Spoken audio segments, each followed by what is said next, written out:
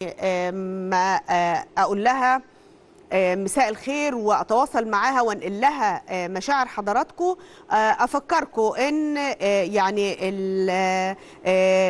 الشهيد كان عنده 37 سنة، والحقيقة طبعا ده سن يعني سن الشباب، وعنده 3 أطفال. عنده ملك عندها 10 سنين، عنده يوسف عنده 8 سنين، عنده ياسين عنده 3 سنين.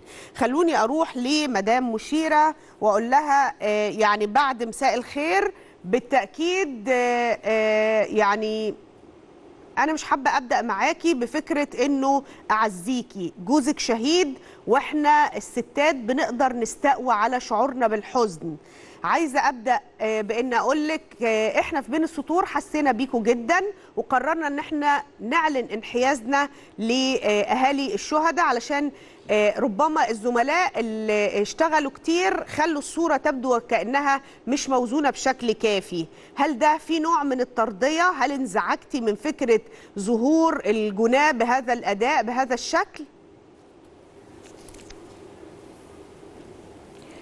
طبعا انزعجت، لان الموضوع ده يعني هم خدوا اكبر من حجمهم. المفروض ان احنا نهملهم، ان هم يعني ما يبقوش باينين كده. يعني كان في ناس، بعض الناس من الصحافة والاعلاميين تعاطفوا معاهم لدرجة ان هم لما عيطوا بدأنا يعني نطبطب عليهم وناخدهم في حضننا، وهم انهاروا وما لهمش ذنب.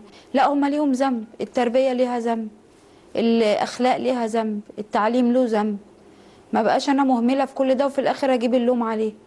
فلا، انا ليا ذنب وعليا ذنب. يعني انا دلوقتي لو ربيت ولادي غلط واهملت في دراستهم واهملت في دينهم واهملت في تربيتهم، يبقى انا في الاخر يعني كل ده ما عليا الذنب كده.